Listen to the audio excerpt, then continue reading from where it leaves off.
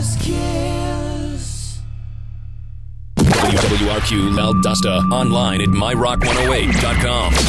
We are Rock 108. You're listening to the David Dean Coaches Show. 1 on 3. 1, 2, 3. On Rock 108.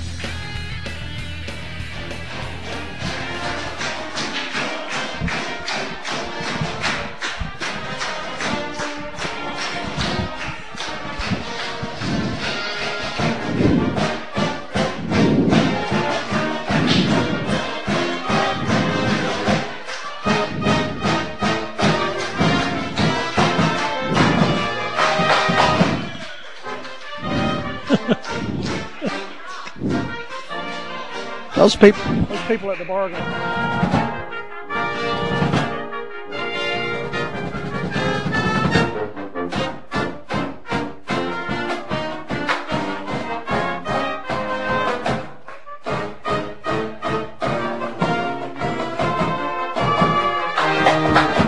Ladies and gentlemen, welcome to the David Dean Coaches Show, live from Austin's Cattle Company.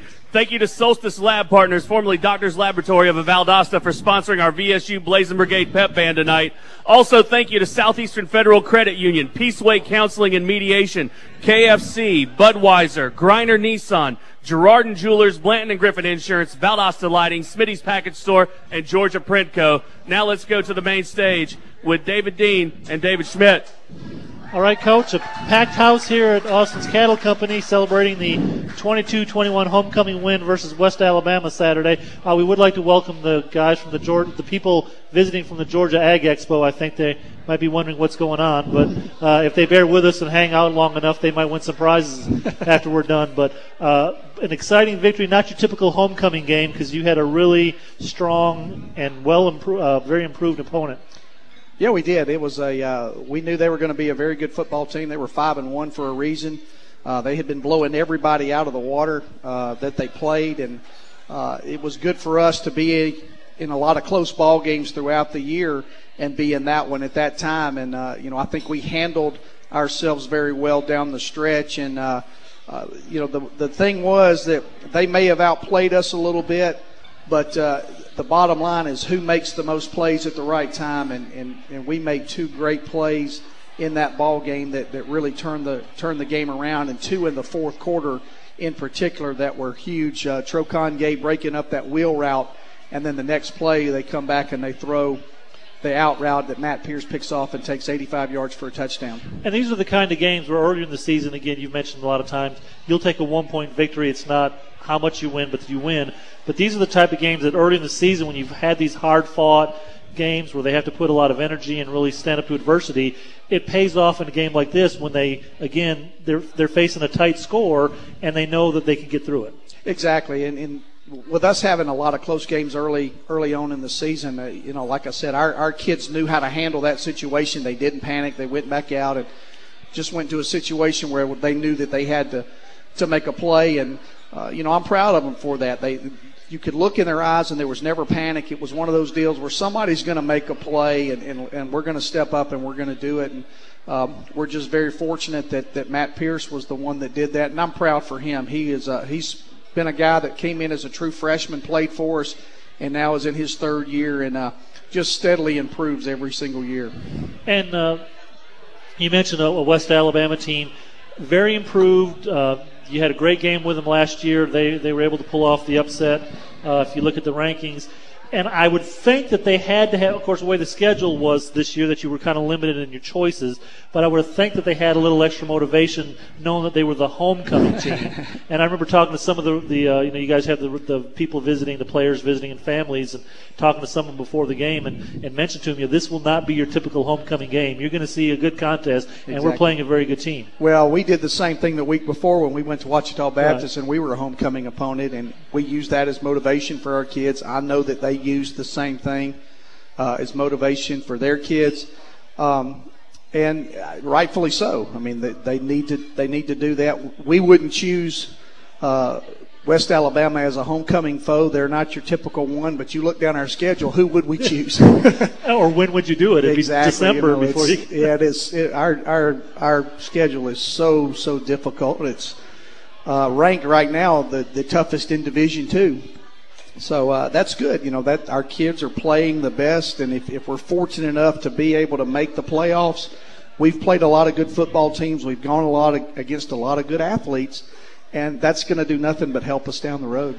And what about some of the players that were really this was your first Gulf South Conference game. I mean, again, this deep in the season. So from some of these guys, this was the first serious time that they played. Did you notice a difference? Did they notice a difference? I'm sure the intensity was a little bit. Yeah, the warm-up intensity was a little bit different. There's a little bit more pressure on it because when you play in conference, you're playing for a championship. And with our kids knowing there's only 4 opportunities that you have to play in conference, you can't afford to have a slip-up. And you definitely don't want to have a slip-up right off the bat. So, our kids felt that a little bit, and I'm sure West Alabama did the same thing. They felt the same thing. And North Alabama and Delta, who also played this week, they felt the same thing. It's just so difficult when you only have 4 conference games. There is no room for error. It's funny. I was looking at the D2 schedule, and you're talking about 4 games, and you guys are just starting. Some team in one conference, I read the article, that they'd already clinched their spot in the conference playoffs. Right. Yeah. To show you how far off kilter this schedule has been. Exactly. Some of those teams up in the Midwest, North, up there in the Minnesota area up there, they have 10, 11 schools, so they play 8 or 9 of them, and their schedule's pretty much set, and by this time of the year, they've already played 7 or 8 games and had their conference, and they pretty much wrapped it up. This game got off to a rousing start. After the first 2 possessions, you would have thought it could have been one of those, 45-44 games. I mean, both teams came out, scored. West Alabama taking a little bit more time on the clock, but you guys responded. But talk about how quickly things started on both sides of the ball, and the fact that the tempo of it eventually did kind of change. Well, if you'd asked me what the score would have been, I would have told you it had been somewhere in the teens, low 20s. And fortunately, I hit it on the head. It was 2 good defenses going at each other. We've got a good defense. They have a good defense. Now, they have a very good offense, but I felt that our matchups were a little bit better, and that we would be able to control them a little bit more. But they did. They took the opening drive and used their running back, who is an outstanding player. He's got power. He's got speed, and they used that in a great combination with him. And he broke a long run and got him in touchdown position, and they scored. And then fortunately for us, we came back and scored in 3 plays and put our defense right back out there again. And you can't tell your offense not to score, to take some time off the clock, because your defense is out on the field so much. So, our defense was put right back out there, and they came right back and had another long drive, which we ended up holding them, and we stopped them, I believe, on 4th down, and they gave the ball back to us. But it started out like it was going to be a high-scoring game, but I knew that it was not going to be, and I really felt in my heart that the defenses were going to kick in and were going to start playing much better, and they did. All right, let's go back to your touchdown. 3 plays, and I think we may remember that the third of those 3 was one that you pulled out of the old bag of tricks. Yes, we did. A great little option pass by the wide receiver. So I want to break that down from a coach's perspective and ask you several questions leading. Of course, you won't answer the ones that would give away too much. But at what point during the week do you decide that that's an option for this game? Well, really, you do all of your film work Sunday and Monday. Those are the 2 days that we spend the most time in the office going through the opponent films. And basically what you do is you look for the backside guy. Does he chase all the time? And we had been setting that reverse, or not reverse, but that speed sweep up. If you remember, we pulled it out against Albany State. Then we used it the next week against Southern Arkansas, and then Monticello. And, so we had kept using that and setting it up for just the right time when we could pull it out. And fortunately, we felt like with the way West Alabama played their defense that they would end up chasing stretch across the field. And you really got to have your kids do a great job of selling it. And Reggie did. Reggie came across and he looked down the field at stretch. And when he did that, the corner just really took off chasing him. And then he turned and looked back and he threw the ball to Scott Fambro, who had done a great job of delaying and let the corner go and then slide back out of there. And then what people don't know is Reggie Lewis is a former quarterback, so he's got a good arm, and he threw the ball down the field and put it right on the money. And, Scott Fambro, all he had to do was break one tackle, and then he picked up a great block from stretch coming back across the field, and he went in the end zone. Now, are you looking to run that play that early, or did it turn out that you were at the right spot on the field? Or, what dictated that was the moment that you pulled the trigger? We have a script of 7 plays that we want to open up the game with, and that was the third play that we were going to go with. If we got it on the correct hash, we were going to run it. And we did. We got it on the correct hash. That's the reason we ran that sweep the play before. Right. If you remember, David Bailey ran about a 15-yard sweep into the boundary. So we were making sure that ball was over on that side so we could run him to the wide side of the field and throw back. So we had planned all along to do it the third play of the game. And, again, you look at it, you see it as a long pass, and it ended up being, a 46-yard pass.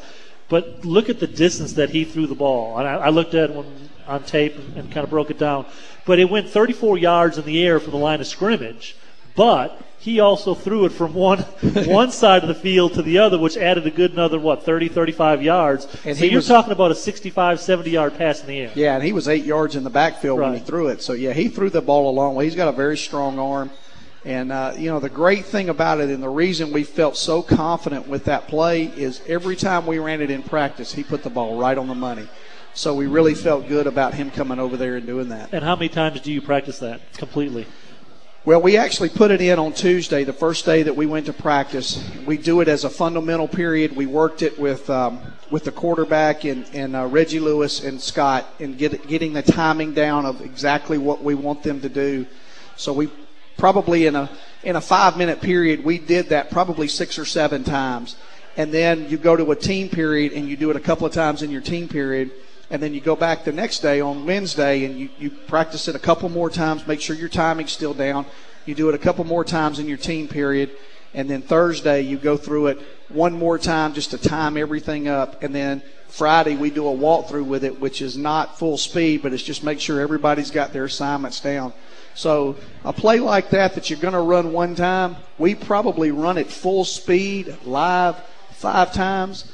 But practicing it and doing it the correct way with just those 3 people that are involved, we probably did it somewhere between 14, 15 times. And even with that, when you have everything fall in place, and you're in the heat of the game, you've got the adrenaline running, you've got the players have been running, the linemen have been blocking, so they're not quite as fresh. But yet for him to see Scott that wide open and you still have to be a little nervous, is he going to get it there? And I think he did a very good job of not trying to lead. He was so open that he threw it at him, gave him a chance to catch it. Well, you're very observant. That is the big key because a lot of times kids, when they see a guy that wide open, they panic and they try to make it a perfect pass. He didn't do that. He just went over there and just naturally did what he did in practice, laid the ball out there, and threw it right where it had to be, and it was all up to Scott to make the catch. So, you're talking about a sophomore that was a quarterback that has not played quarterback, really is playing in his first season for us because he didn't play for us last year. And to come in, and that's his first pass as a Valdosta State player to put that thing on the money. I told him I don't know if he'll ever throw another ball again because he's 1 for 1 for a touchdown. So you can't beat that, Yeah, his efficiency rating is exactly. And you mentioned, or heard too, that was Scott's first touchdown catch. It was. Someone who's contributed a lot, but yet. Oh, yeah. And I didn't realize that. That was his first collegiate touchdown, and he's been a very good player for us. And, for him to be able to get in the end zone, he made a great catch last week, a couple of great catches last week in the Ouachita game. And then for him to be able to make that catch and break that tackle, I don't think he was going to be denied. I don't think. If Stretch hadn't come back over there and made that block, I think he'd have broken that tackle too. He wanted so bad to get in the end zone. And he told me earlier in the week, he said, Coach, if you call that, I'll score. And I said, well, buddy, you might as well whistle it. We're going to call it now.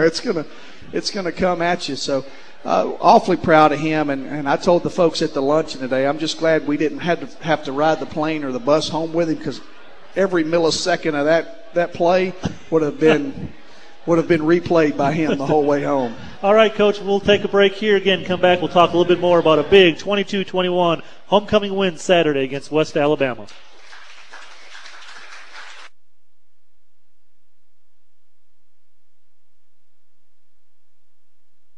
There is absolutely nothing better than Friday night football. Thank you to our title sponsor, Southeastern Federal Credit Union. Also, thank you to Peaceway Counseling and Mediation, KFC, Budweiser, Griner Nissan, Girard & Jewelers, Blanton & Griffin Insurance, Valdosta Lighting, Smitty's Package Store, Georgia Printco. We'll be back with more from the David Dean Coaches Show right here on Rock 108. There is absolutely nothing better than Friday night football in South Georgia. Don't you love it? Some of the nation's most elite players crashing helmets and blitzing the field to utterly, totally dominate their opponent is so relaxing. The sight and sound of tens of thousands of rabid fans screaming with every snap will rumble your soul. And don't even get me started on those power ballads during the halftime show. Man, it doesn't get any better. And to all of the opposing teams and their visiting fans, we love you, but you're going down. This is what we do, and this is how we roll. Tradition is here, and the future is now. It's Friday night football, folks. The trumpets are sounding, the air is thick, and victory is just 4 guaranteed action-packed quarters away. Brought to you by Southeastern Federal Credit Union, a very proud sponsor of South Georgia football. Shopaholics and people who hate shopping have one thing in common. Neither likes to shop for insurance. At Grange Insurance, we get that. That's why we recommend buying through independent agents. Let Blanton & Griffin do the shopping for you. Blanton & Griffin will look at a variety of insurance companies and recommend only the best ones. Companies like Grange, who offer great value and exceptional claim service. Call Blanton & Griffin today at 247-6500. Products not available in all states. Accuracy, reliability, perfection. Exacting standards and passionate faithfulness are at the core of the legendary Tag Heuer watch collection. These standards beat strong in the hearts of every football player and die-hard fan. Champions of accuracy, champions of quality. Tag Heuer's and Girard & Jewelers' winning team can't be beat. Girard & Jewelers, our area's exclusive dealer of Tag Heuer timepieces, proudly supports Coach David Dean and the Valdosta State Blazers. See the rebirth of an icon, the Tag Heuer Link Series, exclusively available at Girard & Jewelers. Smitty's Package Store is ready for Blazer football. Smitty's was voted the #1 liquor store in South Georgia, and they have everything that you need for the weekend, including ice-cold beer, wine, and liquor. Plus, you can pick up a cooler, a bag of ice, a nice cigar, and even the lime for your Corona. As we cheer our Blazers on, don't forget to be safe. Make sure that you have a designated driver and that you drink responsibly. All good times begin at Smitty's, and go Blazers. It's a world of endless meetings, a place where the copier's always jamming and cubicle dwellers always dream of better digs. Yeah, this is the typical American office, and come 5 o'clock, this is America's beer, Budweiser. It's brewed with the finest natural ingredients for the perfect combination of flavor and refreshment. Budweiser, the great American style lager. Budweiser beer, Anheuser-Busch, St. Louis, Missouri. Please drink responsibly. Hey, what do you have? Ah, it's the what'll you have moment. You want a light beer, right? But you also want real beer taste. Michelob Ultra. Smooth, refreshing, perfect taste. 95 calories and 2.6 grams of carbs. That's the smart choice. So what will you have? Yeah, a round of Michelob Ultra. Mick Ultra, you got it. Live life to the ultra. Please drink responsibly. 2009 Anheuser-Busch Incorporated Michelob Ultra Light Beer, St. Louis, Missouri. 95 calories, 2.6 grams carbs, 0.6 grams protein, and 0 grams fat per 12 ounces. It's Monday night. Let's talk. You're listening to the David Dean Coaches Show on Rock 108. Rock 108.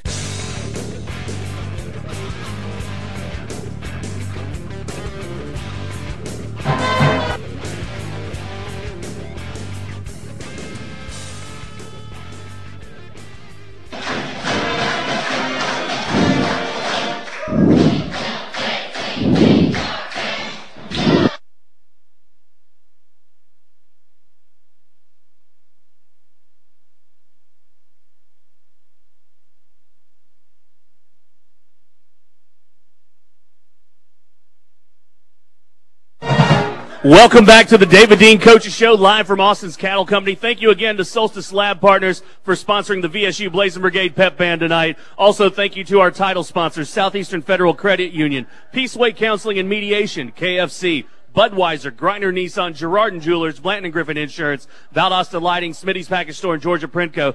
Now let's go back to David Schmidt and head coach David Dean. Coach, again, a very improved team. West Alabama, they didn't have Deion Williams to contend with, but that really didn't matter. They really had a good, balanced team. And I tell you what, watching, I don't think I've ever seen a running back run as efficiently as Matthew Willis does. I mean, he reminded me of the boulder that comes down the hill at the beginning of Raiders of the Lost Ark.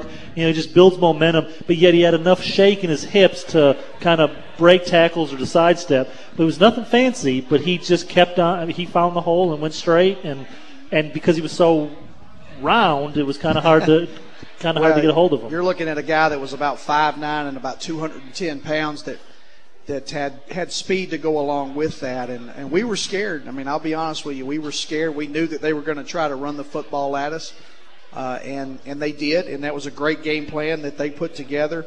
And I think the big key in that ball game was he had a lot of carries, and we just kept punishing him. We kept going, and we kept hitting him hard.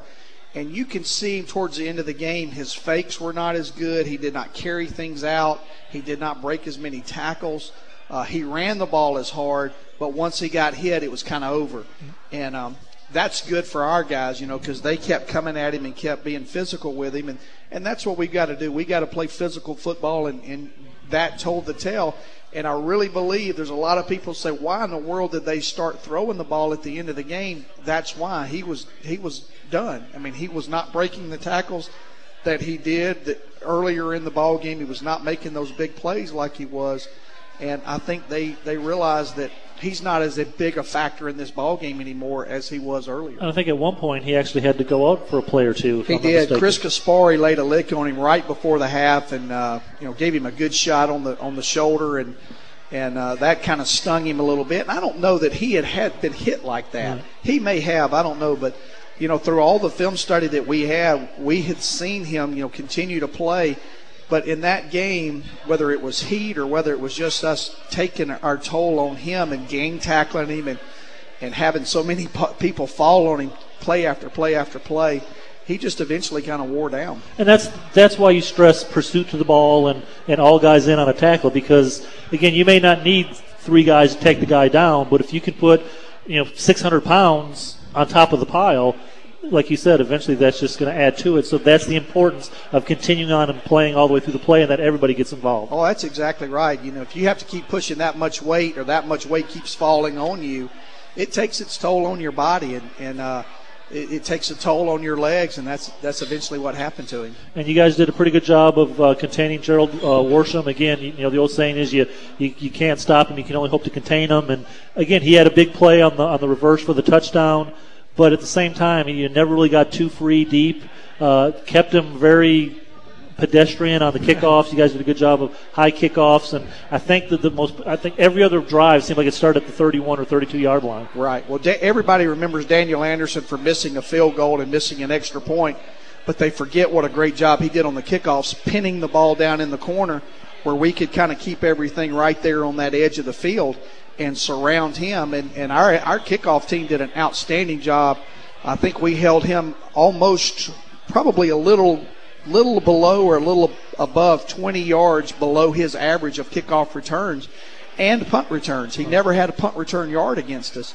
So, that was an outstanding job by our coverage teams, and a lot of that has to go with the way that Jack kicked the ball and also the way that Daniel kicked the ball. You mentioned Jack. One of those punts that he had backed up on your side of the field, and a 69-yard, a personal best, and they end up downing it up, like the 8-yard line, I think? Yeah, the 9-yard line. Yeah, it was a rocket when it came out, and it was perfect. It turned over, and it landed right on the nose, and when it did, it just had overspin and took off and bounced all the way down in there. And, that was one of those that he kicks the ball, and he kicked it so far that the returner couldn't get back there and field it unless he was going to be Willie Mays and go run back over the top of it right there. If you guys all remember who Willie Mays is, some of you may be too young to remember Willie Otis Mays. Nixon. Yeah. But he kicked it over him, and that ended up being a great kick. And then he came back later and did a rugby kick, and those rugby kicks scare me because he waits till the last minute and kicks that ball, and he hit it just perfect and rolled it all the way down there to to the 5-yard line. It ended up being on the 1, but we actually touched it on the 5, so that's why they brought it back to the 5. Now their quarterback is as stocky as and compact as the running back was. That was one small guy. Yeah. I mean, he definitely played gritty, but I think they listed him at 5'9", 140. But I think if they beef it up, that means he's probably 5'7", about 120 with 20-pound shoulder pads. Yeah, he was probably about 5'7", somewhere in about the 150 range, I would guess. But he was a tough little player. He was a good thrower. He ran the option very well. He ran their offense very well. And he's just a freshman. He did an outstanding job. Their number 1 quarterback went out early in the season with an injury, so he was their number 2 quarterback. And they've got 2 really good quarterbacks. And then that third one that threw the interception's a good quarterback too. He's played very well for them this year. Unfortunately, he didn't show it because everybody's going to remember that interception. But he's a good football player too. They're a young football team, and we're a young football team, and I think that's going to be a heck of a battle for the next couple of years. Us playing those guys, because we're going to have guys that are going to play each other for about 3 years. And now they switched, and of course you don't know what went into the mind of the other coach, but them switching to that quarterback, did you scout that as there were certain packages that they were running, or do you know why he went to that swap at the end? I do not know why they did that.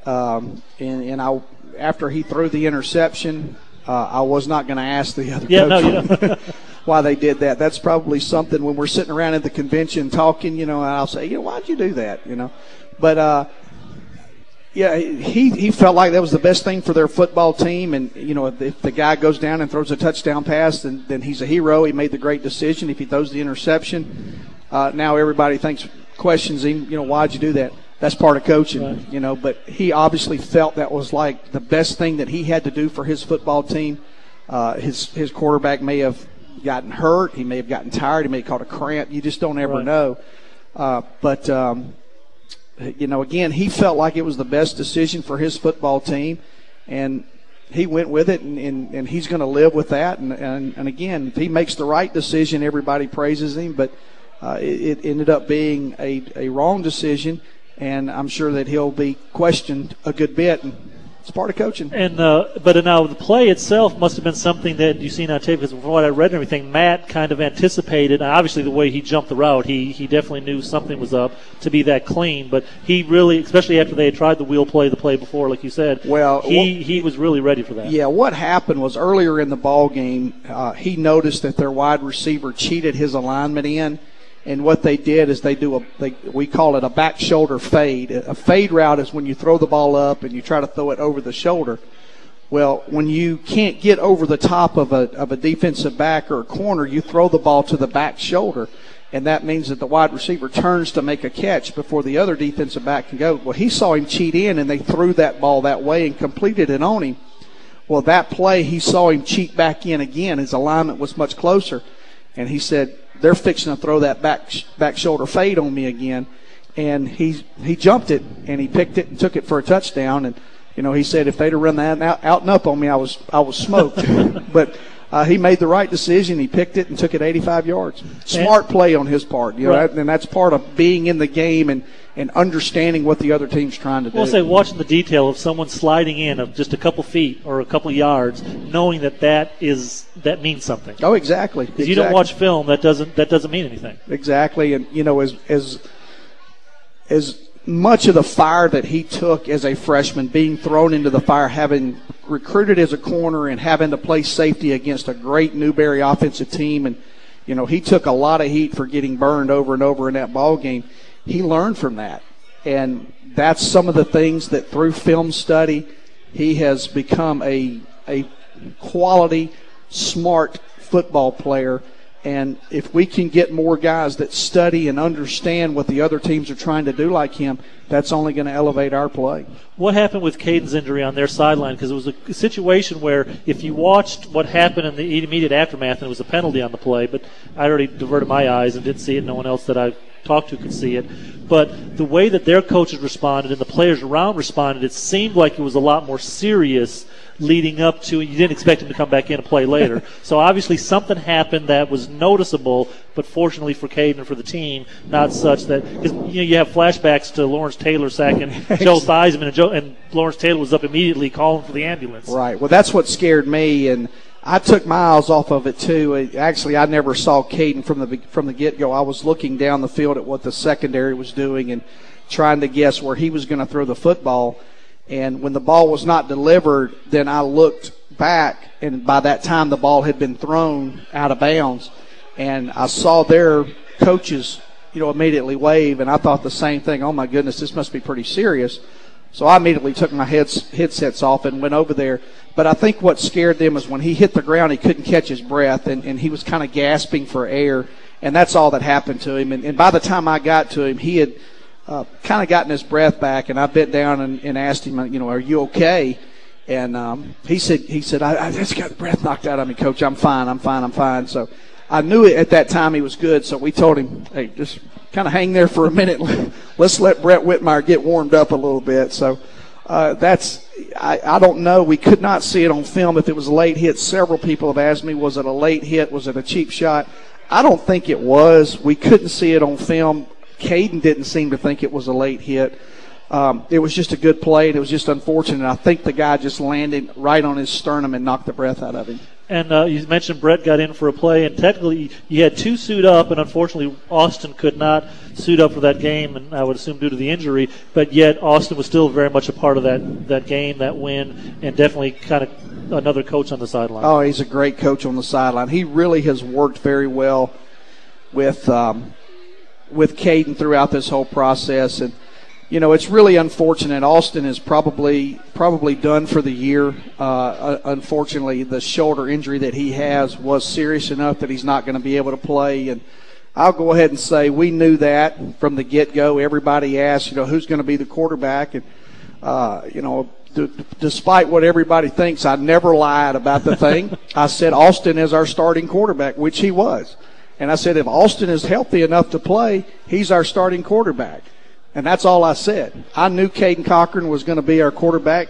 Austin Roberts knew Caden Cochran was going to be the quarterback. He handled it very well. The two of us diverted a lot of attention off of Caden, which is what he needed, because I knew everybody would talk to him about, can you throw for 400 yards again? And I didn't want him to hear that all week. I wanted him to go out and play his game just like he did the week before. So everybody kind of stayed away from Caden and concentrated more on, is Austin going to play? Is Austin going to play?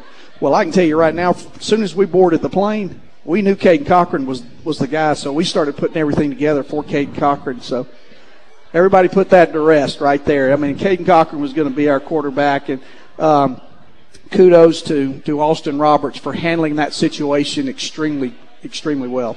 All right, Coach, we'll take our second break. When we come back, a little bit more about the big win, and we'll start looking ahead to the big game on Saturday night. We'll be back with more from the David Dean Coaches Show, live from Austin's Cattle Company. Thank you to our title sponsor, Southeastern Federal Credit Union. Also, thank you to Peaceway Counseling and Mediation, KFC, Budweiser, Griner Nissan, Girard & Jewelers, Blanton & Griffin Insurance, Valdosta Lighting, Smitty's Package Store, and Georgia Printco. We'll be back with more right here from Austin's Cattle Company on Rock 108. There is absolutely nothing better than Friday night football in South Georgia. Don't you love it? Some of the nation's most elite players crashing helmets and blitzing the field to utterly, totally dominate their opponent is so relaxing. The sight and sound of tens of thousands of rabid fans screaming with every snap will rumble your soul. And don't even get me started on those power ballads during the halftime show. Man, it doesn't get any better. And to all of the opposing teams and their visiting fans, we love you, but you're going down. This is what we do, and this is how we roll. Tradition is here, and the future is now. It's Friday night football, folks. The trumpets are sounding, the air is thick, and victory is just 4 guaranteed action-packed quarters away. Brought to you by Southeastern Federal Credit Union, a very proud sponsor of South Georgia football.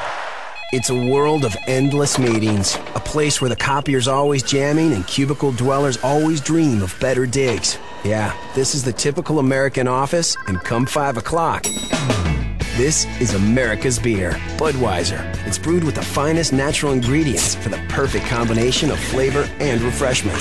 Budweiser, the great American style lager. Budweiser Beer, Anheuser-Busch, St. Louis, Missouri. Please drink responsibly. Hey, what do you have? It's the what'll you have moment. You want a light beer, right? But you also want real beer taste. Michelob Ultra. Smooth, refreshing, perfect taste. 95 calories and 2.6 grams of carbs. That's the smart choice. So what will you have? Yeah, a round of Michelob Ultra. Mick Ultra, you got it. Live life to the ultra. Please drink responsibly. 2009 Anheuser-Busch Incorporated Michelob Ultra Light Beer, St. Louis, Missouri. 95 calories, 2.6 grams carbs, 0.6 grams protein, and 0 grams fat per 12 ounces. Georgia Prinko would like to wish the 2011-2012 Valdosta State University Blazers a great season. Georgia Prinko is locally owned and operated and is a leader in the grand format printing industry. Georgia Prinko has served our community for 10 years, and they understand the importance of community support. Georgia Prinko takes pride in their winning business practices, and they look forward to a winning season for the VSU Blazers. Georgia Prinko is a worldwide wholesaler of sign and POP products. Call 229-482-3411 for your next signage project. Peaceway Counseling and Mediation Services Incorporated has diligently served Valdosta and the surrounding community since 2006 and is now offering DUI school. If you or someone you know is in need of DUI school, Peaceway Counseling can help. Peaceway counselors pride themselves on integrity, commitment, and professionalism and now provide a variety of services, including marital counseling, substance abuse treatment, individual and family therapy, anger management, domestic violence, and DUI classes. Call today at 333-2351 or visit peacewaycms.com. Peaceway Counseling and Mediation Services, helping to put the pieces together. The David Dean Coaches Show. Find it here every Monday night, all season long, on Rock 108. Welcome back to the David Dean Coaches Show, live from Austin's Cattle Company. Thank you to our title sponsor, Southeastern Federal Credit Union. Also, thank you to Peaceway Counseling and Mediation, KFC, Budweiser, Grinder Nissan, Girard & Jewelers, Blanton & Griffin Insurance, Valdosta Lighting, Smitty's Package Store, Georgia Prinko. Now let's go back to David Schmidt and head coach David Dean. Coach, again, a lot of good plays that go on in a game. It's very easy to remember the big interceptions, and they're vital, and what Matt Pierce did was incredible. But you look at some of the plays, like you said, the play, Troncan Gay, the play before, breaking up the wheel route when the guy was open and they were able to put enough pressure. And I also remember earlier in the game before Ryan Smith came up with his interception, they got the ball down and they were like, second and goal on the half-centimeter line? Right. Maybe. So that play before, the fact that they kept him out of the end zone on that first down play. Right. They got down to, again, I don't know how the referees saw there was any space there, but then you have when you have a 5-yard penalty and it's still, first and goal from the 5, it was close. It was very close. But then you have the interception. So the fact that, we're talking about an inch. Exactly. That kept a touchdown away that led to another big play that kind of gets lost in the shuffle. Well, that's what we always tell our guys. You never know there's usually, if you go back and you look at film, there's usually 7 or 8 plays in the game that determine the outcome somehow or another. And you never know when one of those 7 or 8 plays is going to take place, so you better play all of them as hard as you can play them. And that was huge because it backed them up and that forced them to try that pass that Ryan Smith stepped in front of and intercepted. And talking about close, you guys went for it on a 4th down that one time, and have you seen a closer measurement? He pulled out? He pulled out it looked like a credit card.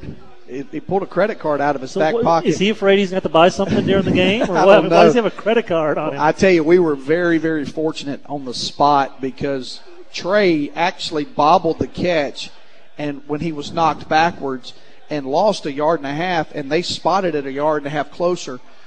So we got the benefit of a very good spot, but it was still close. And, if you look at it, all they do is they have some type of card that they have in their back pocket, and when they put that pole down and the ball's there, they'll put that card right next to the pole and slide it down, and if it touches the ball or moves the ball at all, then they consider it a first down. And when he slid it down, it did not. It was very, very close. I'm sorry. In this day and age, I want to see yard markers with lasers. I want to see them use lasers so they could tell that. But you mentioned actually on that play, too, it seems like the one side judge actually spotted it back and then got overruled, and they actually ended up moving it a little bit further up. You know, that's what I don't understand what happened with that. The guy that was closest to the play marked it correctly, right, but the guy on their sideline, which was all the way away from the play, is the one that came over and spotted it farther up. And, of course, I'm out there. I'm doing whatever I can to say, look, go by his spot. Go by his spot. And he came over and he told the official on our sideline, he said, you know that's my spot. You have to take my spot. And I said, that's right. You've got to take his spot. You got to listen to him. He's correct. I don't know why they did it that way. Yeah. I'm glad they did. Unfortunately, it was still short, but it did give us an opportunity to have a chance to get the first down. And speaking of calls and everything, there was that run where Theseus got knocked down, and it looks like he kind of rolled the back of the defender and got up and took off. And now the head ref is sitting there watching the play, did not blow the whistle, or we couldn't tell that he blew the whistle. He did not blow the whistle. Theseus ends up running for another 12 yards, and then as soon as he's tackled, he says, oh, no, it's back down here. Right. That seemed rather... It was very odd. That happened to us twice and both yep. times Theseus was not on the ground. He actually broke that tackle. Theseus, the guy's made of rubber or something. I don't understand. He actually put his hand down on the first one and kept his balance and stayed up. That other one, his butt rolled off of the player. And you got a great view of it from the end zone copy, but he never hit the ground. And like you said, he ran another 12 yards and was tackled. And after he was tackled, their defensive lineman who had him in the backfield that spun him around jumped up and got in the official's face and threw his hands up. And then he said, yeah, you're right. He was down right here. So I don't know. That happened to us twice, and they were both. Neither one of them blew the whistle at that time. So I figure, they're going to let the play go, and that's dangerous. Right. Number one, if you don't blow the whistle, those kids are going to keep playing. So if he's down, blow it. If you got any doubt, blow it. And then I want to ask you another question. Setting up the game, the coin toss, people seem to kind of think, whatever, it's going to happen, 50-50 shot. But when you win it, you get the chance to defer.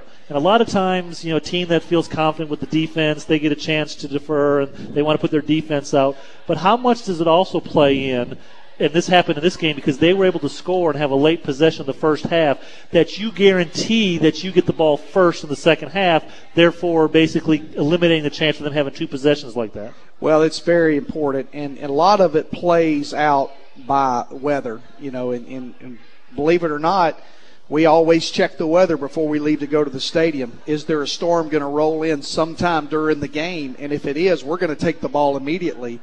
So when the second half comes, they have more of their possessions in the second half in the bad weather. Or is the wind going to change and different things like that? So there's a lot of things that play into it. Really, what we like to do is if we feel like that their offense may not be very good, I won't say very good, but if we feel like we can pin those guys very quickly and get field position right off the bat and get a quick lead, then we'll actually kick off or defer and kick the ball into the end zone. Or if we feel like that we can move the ball down the field or we've got some type of trick play that we're going to come up with right off the bat, we want to go ahead and run that. We'll go ahead and take the ball. But for the most part, everybody pretty much defers because they want the ball in the second half. It's just like overtime. You kind of want to know when you take over in the second half, what's the situation of the game? Do you need to run a lot of clock or do you need to score quickly? And that's more played out in the second half. And it prevents that double possession situation like that. Exactly. As soon as you mentioned checking weather, I reminded back in 2007 where you guys thought you had a good weather report and the wind changed complete direction right after you claimed which way you were going. Exactly right. That was bizarre. And as you look back on it and you hear Coach Churchman the thing, he said, let's play great defense and pray for rain. And that's when we played our best, is when it started raining. Yeah, that was crazy. Another play that was just one of those plays inside the plays. People talk about having a 4-minute offense and say, well, you hear a 2-minute offense because you need to score. But a 4-minute offense is basically when you get a chance, you get the ball, you have the lead, and it's all about trying to run out the clock. Right. And you guys had a situation like that, and then you had I can't remember what what the distance was, but a third down play, and you kind of pulled a little more trickery on him, where you had Caden show his acting skills and had him walk down the line and look like he was hollering at one of the wide receivers, and then he went to the direct snap and were able to pick up the first down. Now, who do you choose for him to holler at, and does it hurt their feelings? Well, what we did was we wanted them to look to their sideline, right. So we had Caden walk to their sideline so their eyes would focus on him. And if you notice, he looked over at Fambro and started hollering at Fambro and started tugging, and Fambro's looking at him like, I have no idea what you're talking about, and then the ball was snapped. But what we saw on them on film was when people would play them and go to check to something on the line of scrimmage, every one of their defensive linemen would take a knee. And so what we decided to do is, as he walks away, we just direct snap it and let our offensive linemen come off and hit. And you're talking about poor decisions. David Bailey takes the snap. All of our line is blocking in this direction, and he runs in that direction. And he runs to three guys that are unblocked, and if he runs this way, he's got a crease and he's all the way. He probably has a 20-yard gain. And that's one of those deals that, close but no cigar. If he runs the right way, we've got a huge play. Otherwise, we just barely get the first down. And now, are those acting classes taking part in-house in the field, or do you send them over to the drama department over in Fine Arts? You get some experts to come in. Well, we actually had our GAs. Our GAs are quite dramatic. So the way they pick on each other, so we had them do that. All right, Coach. Again, the good news, and I think it's no surprise, Gulf South Conference, Valdosta State placing another person as the player of the week, and I think if I had to give you three guesses and eliminated the first two, you would still come up with Matt Pierce as the defensive player of the week. And also, of course, you named Matt Pierce the Bush Investment Group player of the week for the team. A great game, 2 interceptions, 35-yard return for touchdown, 85-yard return for touchdown. Now, the bad news is that the offensive player of the week was the quarterback for Delta State, Micah Davis. So we're kind of running into a buzzsaw there. So let's take a break, and when we come back, we'll take a look and see what's coming up as we face Delta State. We'll be back with more from the David Dean Coaches Show live from Austin's Cattle Company. Thank you to our title sponsors, Southeastern Federal Credit Union. Also, thank you to Peaceway Counseling and Mediation, KFC, Budweiser, Griner Nissan, Girard & Jewelers, Blanton & Griffin Insurance, Valdosta Lighting, Smitty's Package Store, and Georgia Print Co. We'll be back with more of the show right here on Rock 108. There is absolutely nothing better than Friday night football in South Georgia. Don't you love it? Some of the nation's most elite players crashing helmets and blitzing the field to utterly, totally dominate their opponent is so relaxing. The sight and sound of tens of thousands of rabid fans screaming with every snap will rumble your soul. And don't even get me started on those power ballads during the halftime show. Man, it doesn't get any better. And to all of the opposing teams and their visiting fans, we love you, but you're going down. This is what we do, and this is how we roll. Tradition is here, and the future is now. It's Friday night football, folks. The trumpets are sounding, the air is thick, and victory is just 4 guaranteed action-packed quarters away. Brought to you by Southeastern Federal Credit Union, a very proud sponsor of South Georgia football. Experience the difference of Griner Nissan, home of the lifetime warranty. For over 50 years, customers in South Georgia and North Florida have relied on Griner for their automotive needs. Griner continues to offer the best possible prices and service that keeps you coming back. After all, relationships are what the difference is all about. Visit Griner Nissan on Inner Perimeter Road in Valdosta and online at GrinerNissan.com. Griner Nissan, a proud sponsor of the VSU Blazers and the David Dean Coaches Show. Valdosta Lighting Center, located at 418 Northside Drive, has been serving homeowners and businesses in Valdosta and the surrounding areas since 1974. They have a 14,000 square foot facility and offer the finest lighting with over 200 residential, commercial, and industrial lines to choose from. Valdosta Lighting Center's staff has over 125 years combined experience. They offer scheduled, in-house, or on-site consultations as well as after-hours appointments for your convenience. Call Valdosta Lighting Center at 247-1526 or visit them online at ValdostaLighting.com. There's a reason our KFC Famous Bowl is famous. Okay, 5 reasons. Mashed potatoes, sweet corn, gravy, the world's best chicken, and a 3-cheese blend, layered together for what might be the world's best tasting full meal. How could our cooks make that recipe even more famous? We put bacon on it. Wow, another one for the Colonel. The new KFC Cheesy Bacon Bowl. Try it now for just $3.99. Today is a KFC day. Today tastes so good. Limited time offer at participating KFC restaurants. Prices may vary. Tax extra. Georgia Prinko would like to wish the 2011-2012 Valdosta State University Blazers a great season. Georgia Prinko is locally owned and operated and is a leader in the grand format printing industry. Georgia Prinko has served our community for 10 years, and they understand the importance of community support. Georgia Prinko takes pride in their winning business practices, and they look forward to a winning season for the VSU Blazers. Georgia Prinko is a worldwide wholesaler of sign and POP products. Call 229-482-3411 for your next signage project. It's Blazer Football Talk. 55 Texas, Z-Hook on one. On the exclusive home of the David Dean Coaches Show, Rock 108. Welcome back to the David Dean Coaches Show, live from Austin's Cattle Company. Thank you to our title sponsors, Southeastern Federal Credit Union, Peaceway Counseling and Mediation, KFC, Budweiser, Griner Nissan, Girardin Jewelers, Blanton & Griffin Insurance, Valdosta Lighting, Smitty's Package Store, and Georgia Prinko. Now let's go back to David Schmidt and head coach David Dean.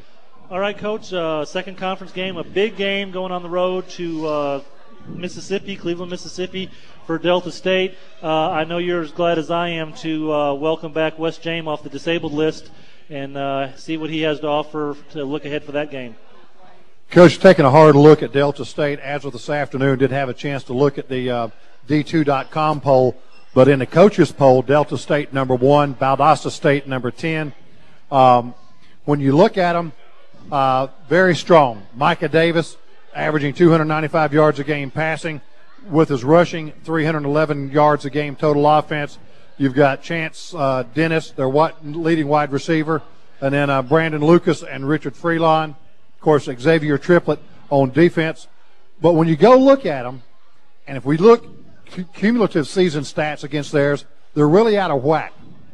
So let's toss the Arkansas Monticello game out, because that was a game where we just played flat, did not play good.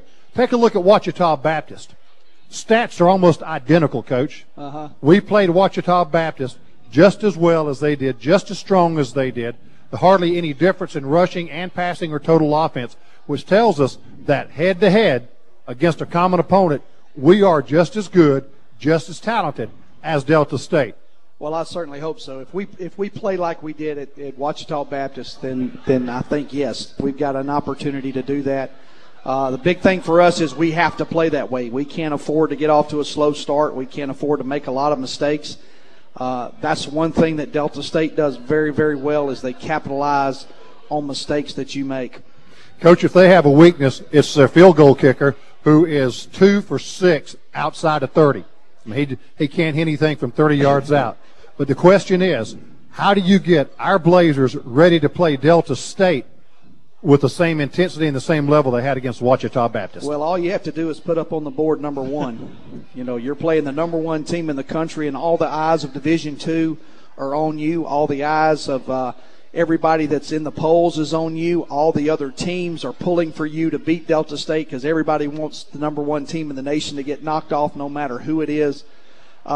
I think our kids will be ready. You know, one thing that we have in our program right now is I don't think we have anybody on our football team or coaching staff, except for maybe me, that has actually beaten Delta State. It's been 6 years since we've beaten Delta State, and it's time. You know, it's time that we turn that around and we go out there and play well.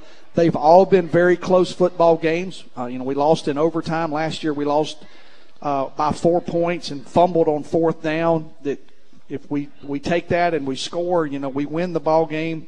We throw an interception in 2007 in the end zone after we drive 80 yards. So we've been right there. We just hadn't been able to close the deal, and this is the year we need to close the deal. And, Coach, there's been a change to that game. That was originally scheduled for a 4 o'clock game, but ESPN has taken that on as part of their game plan and their ESPN 3 package, which gets the Gulf South Conference TV involved, because they're the ones that do the production, and they've actually moved that game to 8 o'clock. So It'll be available for people to view in Valdosta if they don't go on the trip. But how does that change your plans? I know you had a trip ready and you had everything worked out to get ready to play a game at 4 o'clock, and now you have to worry about 4 hours later, plus you're getting home later. Yeah, unfortunately. We had everything set. All of our plans were made, and now we've got to go back and we've got to plan for an extra stay in the hotel, We've got a plan for an extra meal. Our kids are going to get back now at probably 11 o'clock in the morning as opposed to 7 o'clock in the morning. So it's a little bit more of a hassle, but to have an opportunity to play on ESPN, our kids enjoy that. Anytime you put those 4 letters together, it just kids' eyes light up. So for them to have that opportunity, I know they'll be excited about it, but it is a headache for me as a head coach having to plan our trip, because I should be game planning and working on getting our players prepared. Now we've got to switch gears, and I've got to take my time away to do some other things as far as our trip is concerned. And, fortunately I've got a good group around me that are going to help me get that done. And hopefully we'll make it a good trip. We're going to leave Thursday afternoon about 3:30 or so and drive to Birmingham, spend the night, get up and drive the rest of the way the next morning, and just unfortunately have to sit around all day on Saturday and wait for the ball game. I guess the benefit there, though, is it happened early enough that you could make the changes on the front end of the preparation week instead of, say, Wednesday. Exactly, yeah. I mean, if they'd have done it on Wednesday, we'd have been in a panic situation, but it was kind of brought to my attention last week, I think around Thursday, that there was a possibility that this happened. So I got with our administrative assistant, Debbie Froggs, and we talked, and if this happens, here's what we need to do. And as soon as she got the word, she immediately got on the air, and she got everything situated for us. And, thank goodness for her. She takes a lot off of me as far as our travel is concerned. She handles a lot of things before I even find out about them, and she just comes in and says, okay, sir, here's what we're going to do. So I say, yes, ma'am, and we roll on. And for those of you that are unfamiliar with the ESPN3, that's actually their online component, so that game would be able to see online computer if you have an iPad, I guess, and you can kind of catch that game that way as well. But there is talk, because it's a Gulf South Conference TV game, that goes to the affiliates, and traditionally Mediacom has been an affiliate. So I guess as far as I sit here right now, I have not been told that will be on Mediacom, but I guess the opportunity for that to be on Mediacom exists. So hopefully they pull that off, and I'm sure you know even less about that than I do. I do. All I know is that the game has moved to 7:06 Central Time. That's the only thing I'm familiar with. And now Delta State coming off a tough game as well. They had a big overtime clash with North Alabama. That was on Thursday. The chance for them to come. So they're on 2 TV games in a row. Was there any issues with film exchange? No, none at all. Didn't have the Albany State issue? No, none at all. With the Gulf South Conference, they could get fined if they don't handle their film the proper way, and same with us. So everything was smooth. Everything worked out very well, and they played an outstanding football game, drove 99 yards or almost 99 yards and tied the game up, and then ended up winning it in overtime.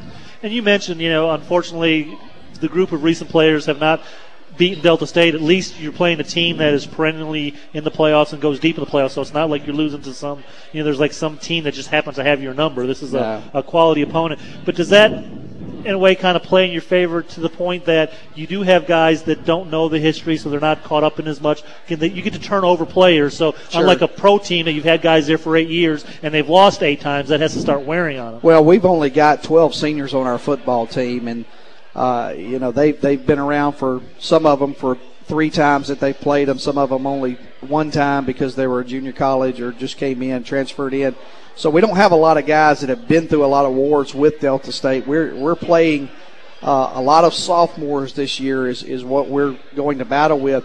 The scary part is if you look at Delta State on defense, they have 10 returning starters on defense on a team that played for the Division II National Championship. And they've got a lot of starters back on the offensive side of the ball, and they're playing like that. They're a veteran group.